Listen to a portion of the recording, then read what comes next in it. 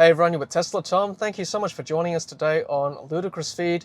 In this video, I will be highlighting 35 differences between the Tesla Model 3 and Tesla Model Y rear-wheel drive variants. It's not my intention in this video to rate one vehicle over the other. I think they're both fantastic vehicles in their own right, and they certainly fit different segments of the market for people with differing circumstances. Alright, let's start with number one. Tesla Model Y is almost $7,000 more expensive than Tesla Model 3.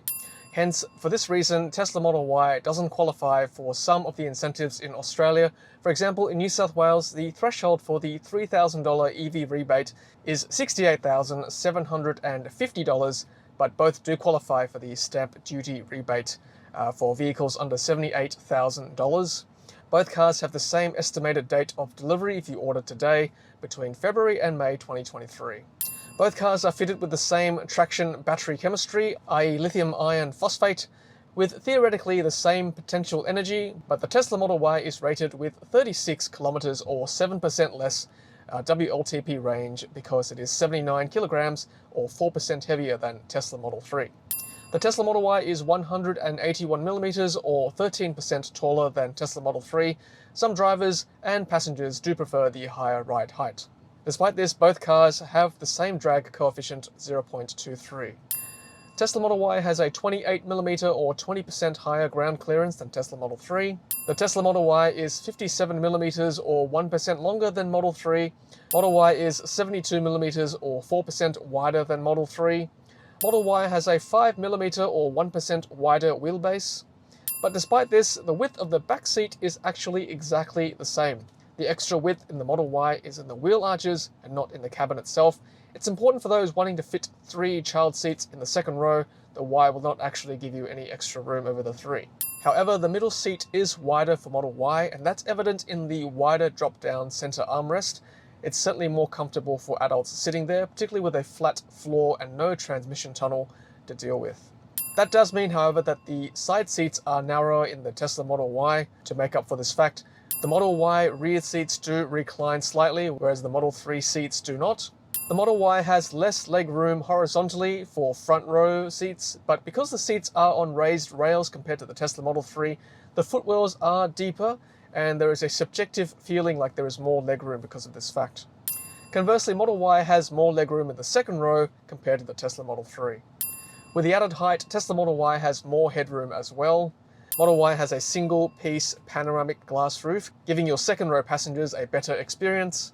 The Model 3, I feel, handles better. It's got a slightly smaller turning circle of 11.6 meters, whereas the turning circle for Model Y is 12.1 meters.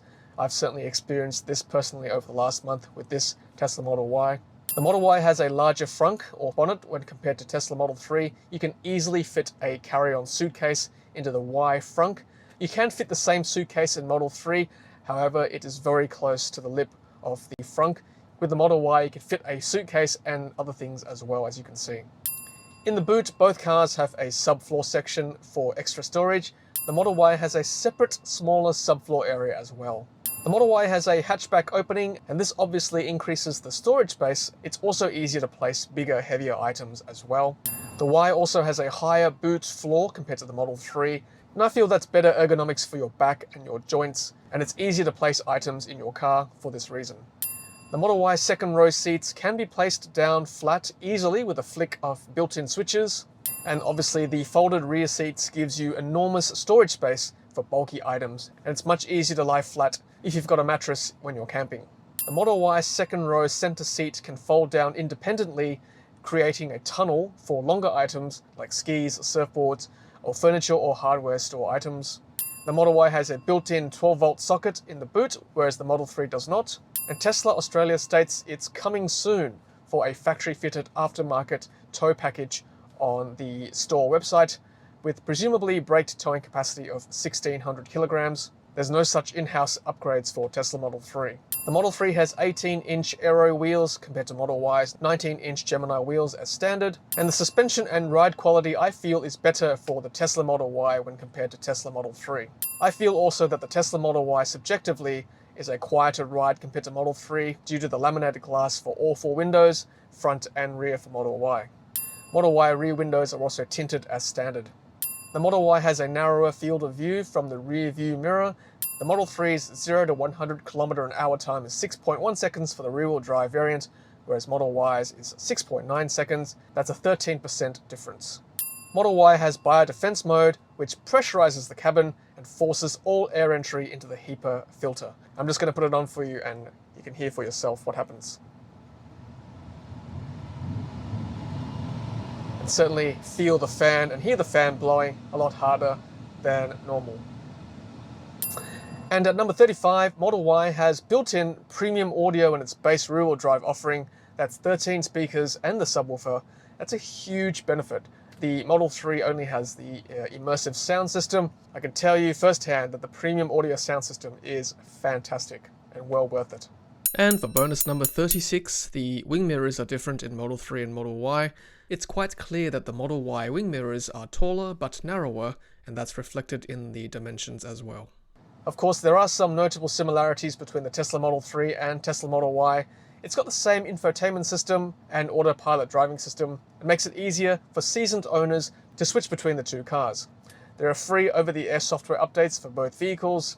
Also, you get access to the Tesla Supercharger network, arguably the best DC charging network in Australia at the time of this video, due to 1, the ease of use. You can just plug and it charges straight away. Arguably the best reliability of all networks in the country. And there are higher average numbers of stalls per location for the Tesla Supercharger network. I hope this guide has made it easier for you to choose between a Tesla Model 3 and Tesla Model Y. As already mentioned, both are fantastic vehicles and they do serve different segments of the market for those with differing needs. I'm just glad now that we've got more choice as consumers. If you've spotted any more differences between the Tesla Model 3 and the Tesla Model Y that I've missed, please leave a comment below. I'd love to hear from you. Otherwise, thanks for watching, stay safe, and until the next Ludicrous Feed video, happy charging.